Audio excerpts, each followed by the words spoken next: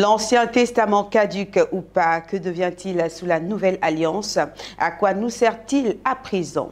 On n'est pas sans savoir qu'il y a différentes positions qui, selon une certaine interprétation de quelques passages bibliques, privilégient aujourd'hui le Nouveau Testament au détriment de l'Ancien. Finalement, le Nouveau Testament revoque-t-il l'Ancien?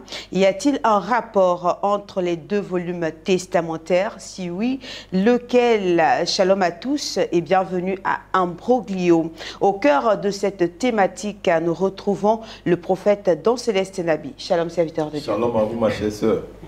Et nous sommes avec notre collaborateur du jour, Monsieur Michel Assa. Bonjour à vous. Bonjour Martine. Voilà. Bonjour homme de Dieu. Shalom, et bonjour à tous nos téléspectateurs. Serviteur de Dieu, je viens de le dire, nous irons aujourd'hui au cœur de cette grande thématique que nous avons entamée il y a quelques semaines derrière. Tout à fait, tout à fait. D'accord. Alors, ma première question, serviteur de Dieu, peut-être que je vais un peu sortir du cadre. Alors, on entend souvent parler de l'évangile de la grâce. Ce que je voudrais savoir, où se trouve le problème avec cet évangile par rapport à l'Ancien Testament? Merci. Effectivement, l'évangile, la grâce, est un évangile qui pose un gros problème. Dans la mesure où, avec cet évangile, on ne voit vraiment pas la place de l'Ancien Testament dans la foi chrétienne. Et donc la Bible est dangereusement limitée à un seul volume testamentaire, le Nouveau. En fait, pour les promoteurs de cet évangile de la grâce, l'Ancien Testament serait caduc depuis la nouvelle alliance scellée par le sang de notre Seigneur Jésus-Christ.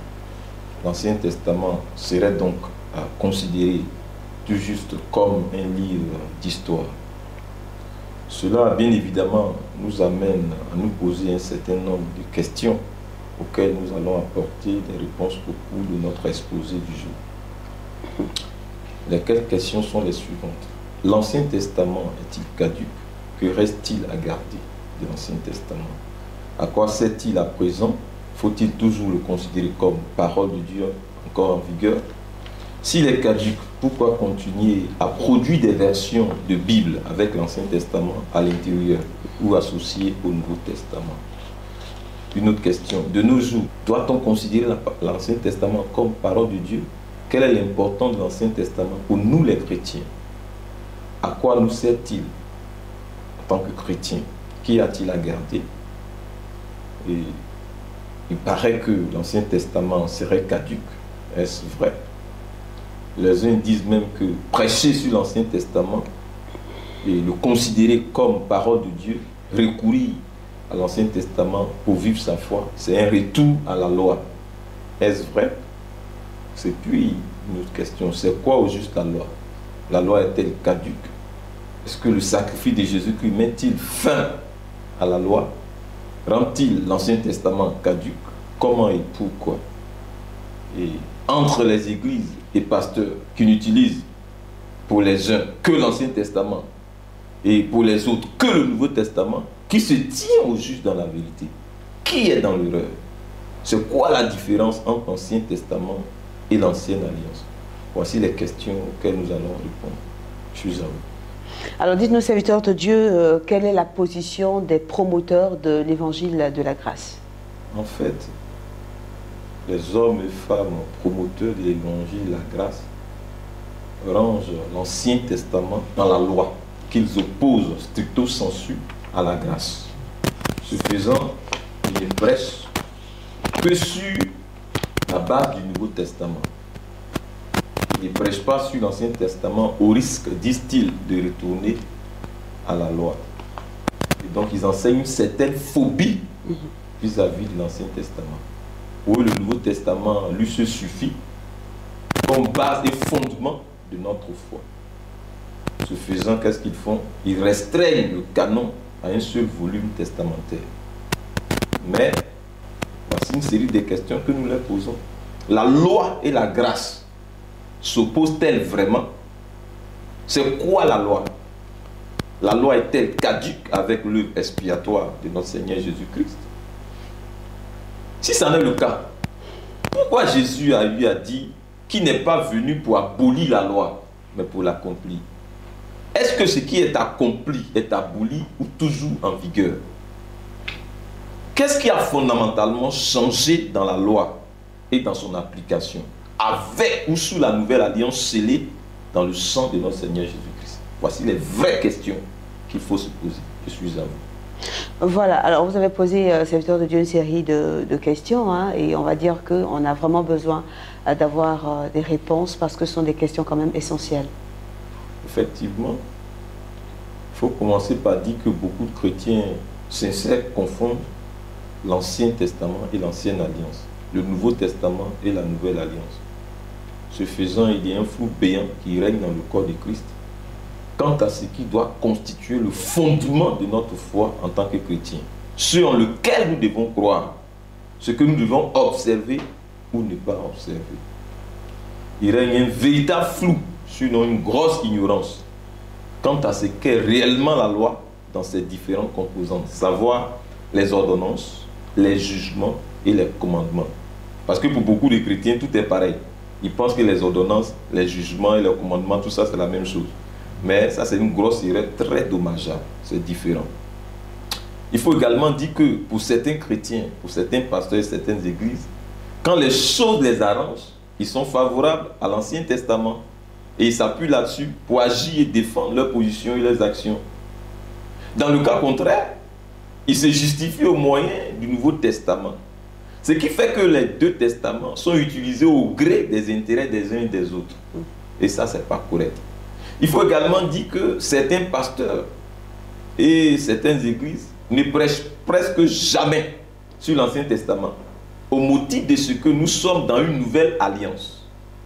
D'autres, à contrario, n'enseignent presque jamais sur le Nouveau Testament au motif de ce que l'Ancien Testament est plus pratique et qu'il soutient certains actes que bien des chrétiens contestent, notamment la polygamie, etc., etc.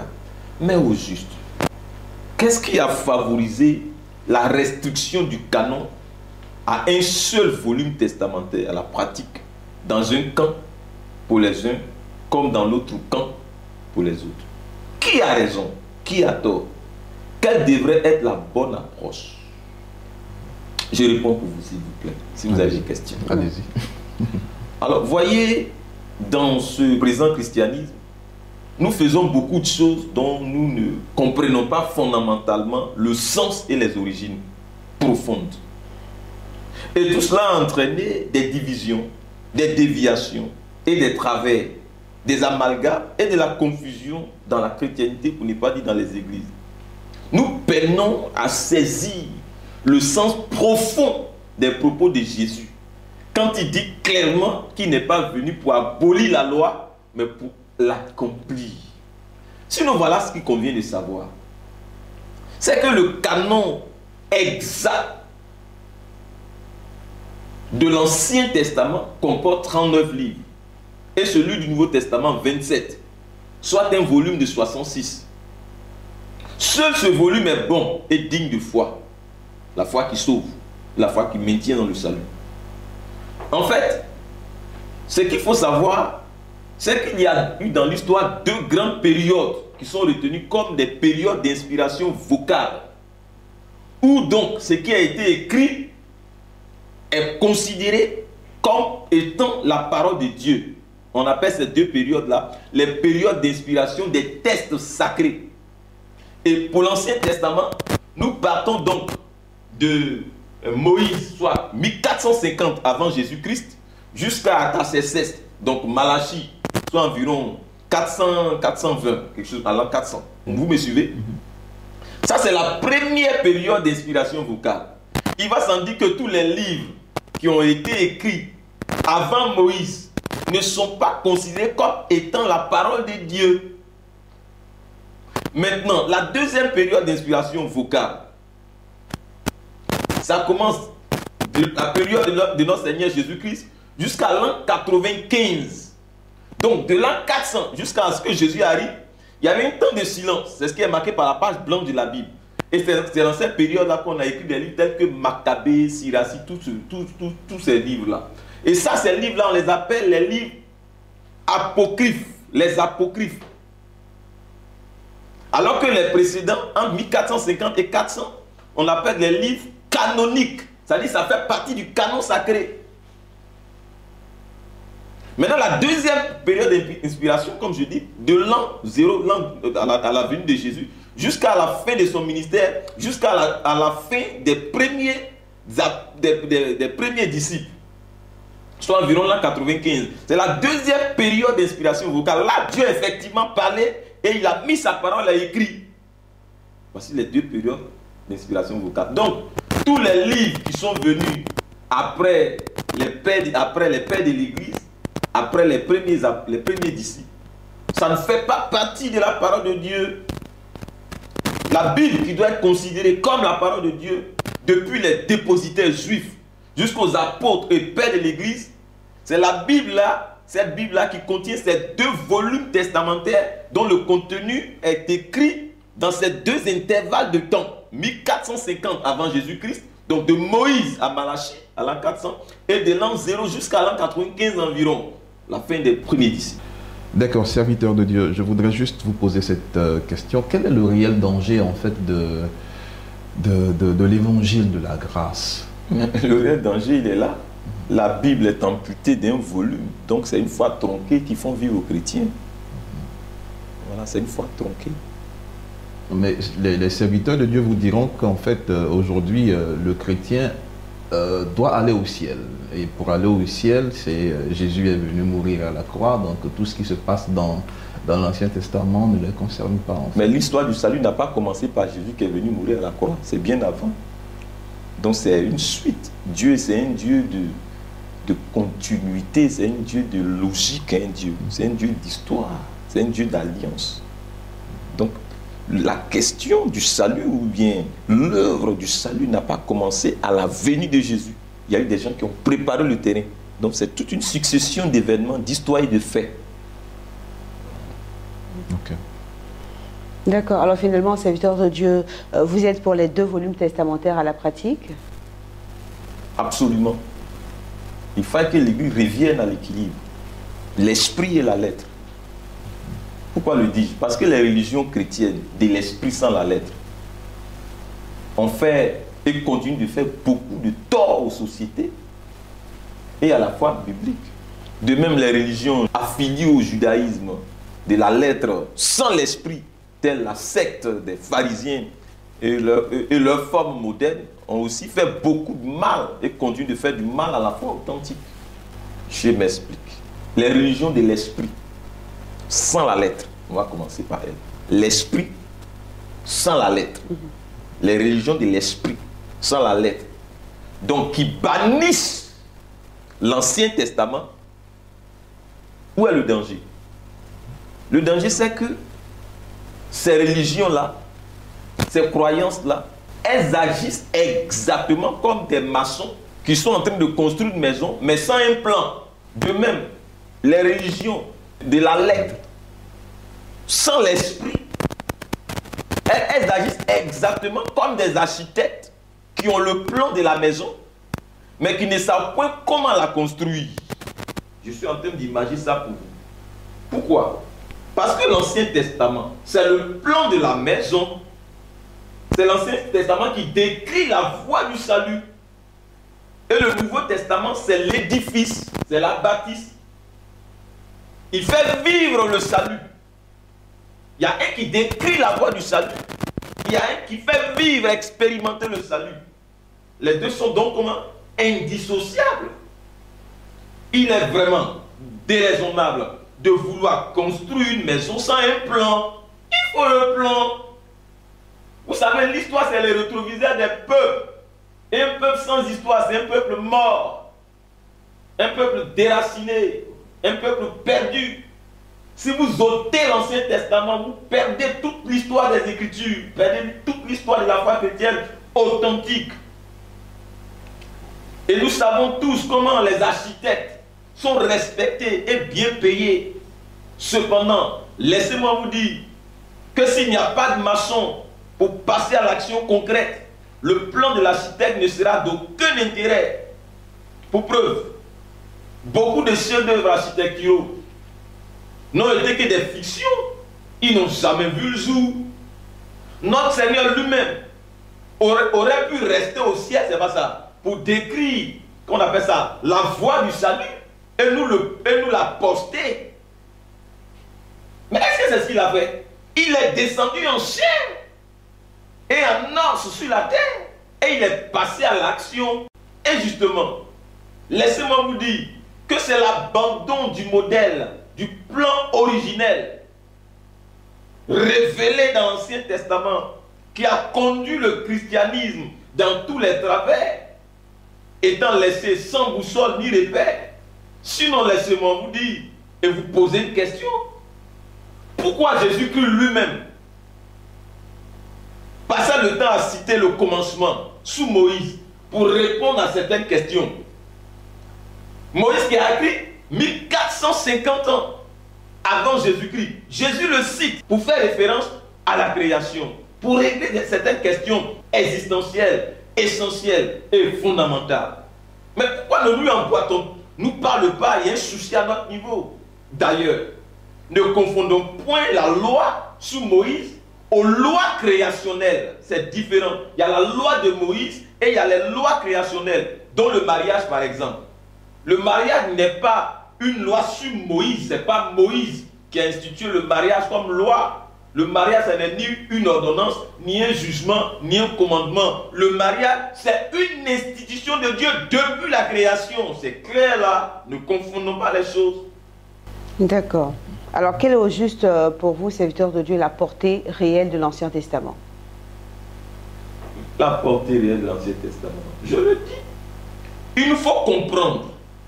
Et le rituel en lui-même, tel que cela est fait, décrit dans l'Ancien Testament, sous l'Ancienne Alliance, et comprendre également la signification du rituel sous la Nouvelle Alliance, dans le Nouveau Testament. Et alors les écailles tomberont davantage. Et alors la révélation de la splendeur de la personne et de l'œuvre expiatoire de notre Seigneur Jésus-Christ serait belle. Paul, qui en enseignant commence à dire, il décrit le tabernacle, tant, et puis il commence à expliquer, et puis à un moment donné, il marque une pause, il dit ce n'est pas le temps de parler de ces choses. Il connaissait d'où venaient les choses, il connaissait l'origine des choses. Allez lire Romains 9, tout ce qui est écrit là-bas. S'il vous plaît, ne tuons pas le package, ne tuons pas la plénitude et la substance de la révélation divine en amputant la Bible de l'une ou de l'autre de ces deux parties, de ces deux volumes qui chacun a sa place et éclaire la compréhension de l'autre. Ne savez-vous pas que l'Ancien Testament éclaire la compréhension du Nouveau et que le Nouveau éclaire la compréhension de l'Ancien? Il nous faut une bonne maîtrise des deux volumes testamentaires, le Nouveau et l'Ancien. Revenons aux règles de l'herméneutique, au ministère de la parole, pour lequel les premiers disciples ont dit dans le livre des Actes, il n'est pas convenable que nous délaissions la prière et le ministère de la parole pour servir aux tables. Acte 6, verset 1 à 4, allez-y lire. Vous savez, je vous fais une confidence. Vous me demandez la portée de l'Ancien Testament. Retenez ceci, et j'assume mes propos. Une foi chrétienne qui ne tire sa source que de l'Ancien Testament est une foi morte. L'Ancien Testament étant l'ombre des choses à venir. Le Nouveau Testament étant la substance et l'accomplissement. Mais de même, une foi chrétienne qui ne tire sa source que du Nouveau Testament également est une foi virtuelle. Pourquoi? Parce que le Nouveau Testament est le plein dévoilement de l'Ancien Testament. Qui ignore que le Nouveau Testament est caché dans l'Ancien Testament? Le Nouveau Testament, c'est l'explication et l'accomplissement de ce qui est écrit dans l'Ancien Testament, de ce qui s'est passé dans l'Ancien Testament. Mais ma soeur Martine Wali, soyons sérieux. Mais comment est-ce qu'on peut expliquer quelque chose à partir du néant? Il faut bien que les faits se soient déroulés avant de vouloir les expliquer. Et les faits se sont déroulés dans l'Ancien Testament. Maintenant, vous nous dites de bannir l'Ancien Testament. Mais on va expliquer quoi, à partir de quoi? Mais c'est l'ignorance. Vous nous plombez dans l'ignorance là. C'est comme un aveugle né qui décrit les couleurs à quelqu'un qui voit. Les deux testaments se tiennent.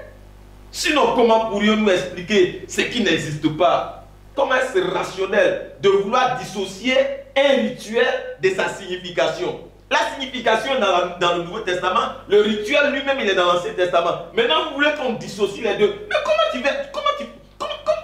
c'est possible? Soyons un peu sérieux. Comment se peut-il qu'un homme veuille se dissocier de son ombre? Parce que il est clair que l'Ancien Testament c'est l'ombre des choses à venir, non? Le nouveau est la substance. Mais qui se dissocie de son ombre? Qu'il fait? Il faut arrêter cette aventure de navigation dans le néant que nous mettons au compte du spirituel. Le spirituel de Dieu, selon Dieu, a une source, un socle, un fondement. Dieu demeure Dieu d'histoire. Il a construit la foi dans le temps, avec chaque élément à sa place. Christ lui-même n'est pas venu fouler aux pieds la loi. J'espère que vous savez ça au moins. Christ n'est pas venu fouler aux pieds la loi. Ni Paul, ni aucun des apôtres. Ça n'était pas des iconoclastes. Leur foi et leur doctrine étaient très bien éclairées. Pour preuve, lisons Paul. Dans Romains 3:31.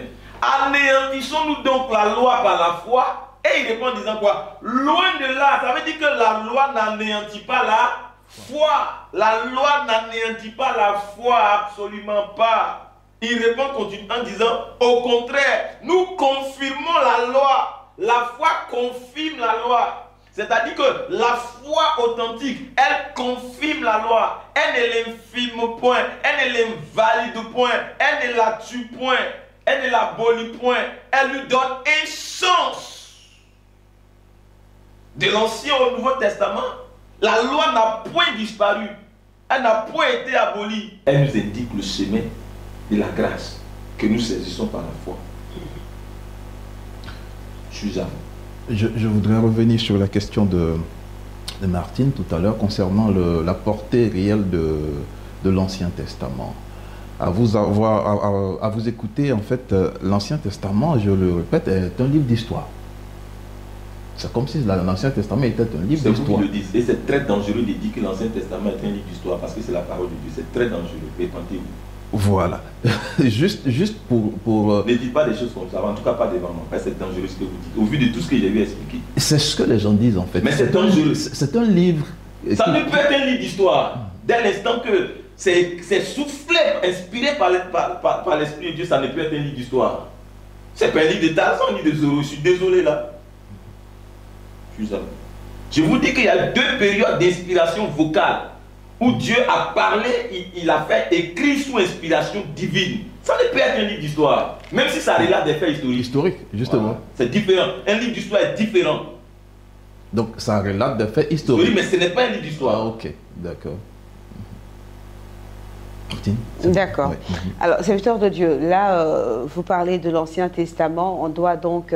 les deux testaments se tiennent, hein, comme vous l'avez dit. D'accord. Alors, moi, je voudrais savoir, serviteur de Dieu, comment se positionner aujourd'hui dans la foi chrétienne par rapport à certaines pratiques anciennes dans les mœurs de nos prédécesseurs de l'ancienne alliance. Et là, je vais aller droit au but. On va parler donc de la polygamie. Comment cela s'explique-t-il? Je voudrais commencer par vous dire que la loi n'est pas annulée. Et en lisant Marc 1,15 et Galates 4,3-4, faisant mention de ce que les temps furent accomplis, nous voyons très clairement les grandes différences entre l'Ancien Testament et le Nouveau Testament. L'un est temporaire, c'est lequel? Lequel des deux testaments est temporaire? L'Ancien. L'Ancien est temporaire. Et l'autre, il est comment? Définitif. L'un est préparation, lequel? L'Ancien. Et l'autre est achèvement, lequel? Le Nouveau. L'un est prédiction, l'autre est accomplissement. L'un est pour une nation, Israël, et l'autre est pour toutes les nations. Voici je vous reçois les grandes différences fondamentales. On part de la révélation partielle à la révélation pleine. Sous l'Ancienne Alliance, l'Ancien Testament, c'était la révélation partielle. Dans le Nouveau Testament, c'est la révélation pleine. On quitte les types et ombres pour les réalités ou substances concrètes. On quitte la faiblesse pour le pouvoir. On quitte les pièces sur lesquelles on a écrit pour écrire sur les cœurs. Voici les grandes différences. Effectivement, quelques éléments des 10 commandements sont mentionnés dans le Nouveau Testament. comme vous voulez me faire, vous voulez me le rappeler. Et d'ailleurs, les vieilles histoires de l'Ancien Testament relatives à la violence semblent avoir été apparemment approuvées ou permises par Dieu. Il s'agit par exemple de la tolérance de la polygamie, de la supercherie, du mensonge. On a l'impression que Dieu a cautionné ça. Le langage violent avec des malédictions a été également apparemment accepté. Ce que nous appelons, nous, imprécation. Même dans le Nouveau Testament, Paul et Pierre ont eu à prononcer des paroles de jugement, vous savez ça, non? Notamment concernant Ananias et Saphira, le magicien Elimas qui voulait acheter le Saint-Esprit. Mais tout cela pose bien évidemment un problème. Comment est-ce que nous pouvons expliquer et accepter ces différences? Je vous réponds, en tant qu'apologète, c'est que Dieu se révèle et s'est révélé progressivement. Chaque âge a été une étape dans le processus de la révélation divine. Chaque époque a été une étape dans le développement d'un peuple, avec une révélation partielle de la volonté de Dieu. C'est ce que nous rapporte Hébreux 1, verset 1 à 2. Après avoir autrefois parlé à vos pères par des prophètes, Dieu dans les derniers temps vous a parlé par le Fils. Dieu a progressivement au cours des âges préparé le monde à recevoir le Rédempteur. Il faut donc laisser le Nouveau Testament expliquer l'Ancien Testament. Le Christ étant l'accomplissement de tout. Le Christ étant l'accomplissement de tout ce que Dieu était. Il faut juger les enseignements de l'Ancien Testament à la lumière du Nouveau Testament. Il faut interpréter les règles et les actions de l'Ancien Testament à la lumière du Nouveau Testament. Aucune nouvelle doctrine ne peut provenir de l'Ancien Testament. L'Ancien Testament ne mène qu'au Nouveau Testament et l'illustre. Il parle des types des eaux, mais toute la réalité, toute la substance de la révélation, tout ce que Dieu a fait se trouve en Jésus-Christ. Jean 1, verset 1 à 14. Il faut donc pouvoir embrasser cette réalité, cette substance divine. Autrement, on retourne dans ce qu'on appelle le formalisme religieux. Et pour nous chrétiens, Jésus-Christ est au centre de toute la Bible, de la Genèse à l'Apocalypse, de l'Ancien au Nouveau Testament. L'Ancien Testament n'est pas moins la parole de Dieu que le Nouveau Testament. Les deux sont la parole de Dieu. Les deux sont la parole de Dieu. Maintenant, quand on me parlait de polygamie, est-ce que le Nouveau Testament valide la polygamie? Est-ce que le Nouveau Testament prêche la polygamie? Absolument pas. Nous étions dans un contexte sociologique ou sociétal. Au commencement, il n'en était pas ainsi. À la création, la loi qui était là, c'était quoi? L'homme quittera son père et sa mère s'attachera à sa femme et non pas à ses femmes. C'est au cours de l'histoire que Dieu, étant obligé de composer avec les faiblesses de l'homme pour pouvoir l'amener à la perfection en Christ, a dû faire avec. Faire des concessions. Oui, c'est des concessions que Dieu a fait par amour et miséricorde pour nous. Mais s'il voulait rester braqué, mais personne, absolument personne. Au cours de l'histoire, Dieu a composé avec les faiblesses des hommes. Ça ne veut pas dire que lui, il a institutionnalisé ses faiblesses. C'est comme le texte qui dit, si quelqu'un séduit une vierge, qu'il la prenne pour femme, qu'il la donne et la marie, ça ne veut pas dire qu'il faut aller séduire les vierges pour coucher avec elles. On dit si c'est conditionnel. Ça veut dire que si tu as fait infraction, si tu as enfreint à la loi, si tu es passé outre, il faut des mesures de réparation, mais ce n'est pas ça la norme. C'est comme le divorce. Le divorce n'a pas été institué par Dieu. Les gens parlent souvent de volonté permissive de Dieu. Cette expression n'est pas correcte. C'est plutôt la volonté des hommes permise par Dieu. Dieu, lui, n'a qu'une seule volonté.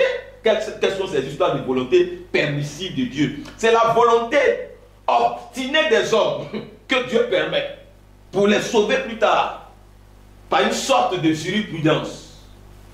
Mais si j'ai expliqué, je suis à vous. Clairement. Alors, serviteur de Dieu, avant de terminer ce numéro de Imbroglio, on voudrait bien connaître votre position par rapport donc aux promoteurs de la foi vétérotestamentaire.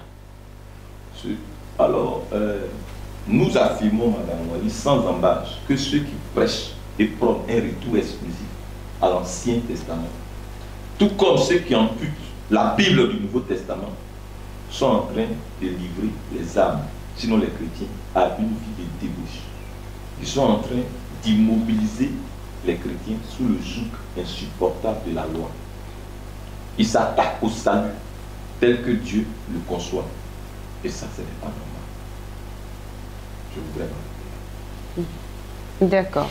Merci beaucoup, serviteur de Dieu. C'est clair qu'on est loin d'avoir terminé ce thème. Hein. On reviendra. Par la grâce de notre Seigneur Jésus. D'accord. Merci, que Dieu vous bénisse, serviteur de Dieu. Amen, vous également. Merci à monsieur Michel Assa.